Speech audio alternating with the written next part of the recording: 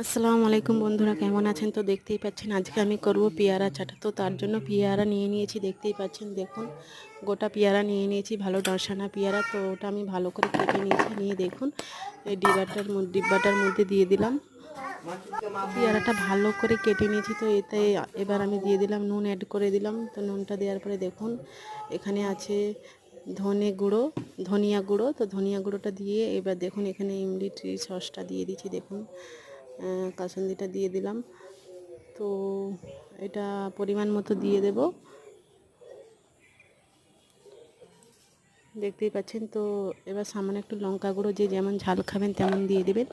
তো এটা আমি ভালো করে ঢাকনাটা এঁটে দিয়ে তো ভালো করে নাড়াচাড়া করে নিচ্ছি। দেখুন ভালো করে নাড়াচাড়া করে নিয়ে একটু বেশি করে নাড়াচাড়া করে নিলাম। তো করে নেওয়ার পরে দেখুন খুবজি কত সুন্দর কালারটা এসে গেছে। তো দেখুন কত সুন্দর চাটটা লাগছে, আমার তো দেখেই জিভে জল চলে আসছে। বন্ধুরা কেমন হয়েছে অবশ্যই কিন্তু কমেন্ট করে জানাতে ভুলবেন না কিন্তু। তো দেখুন চাটটা খুবই সুন্দর লাগছে, আপনাদের কেমন লেগেছে অবশ্যই কিন্তু বলবেন। তো আমার তো খেতে খুবই টেস্ট লেগেছে, ঠিক আছে। তো যে খেয়েছে সবাই বলছে খুবই ভালো হয়েছে।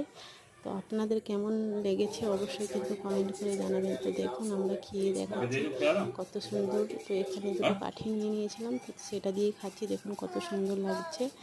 তো আপনাদের ভালো লাগলে অবশ্যই কমেন্ট করে জানাতে ভুলবেন না কিন্তু।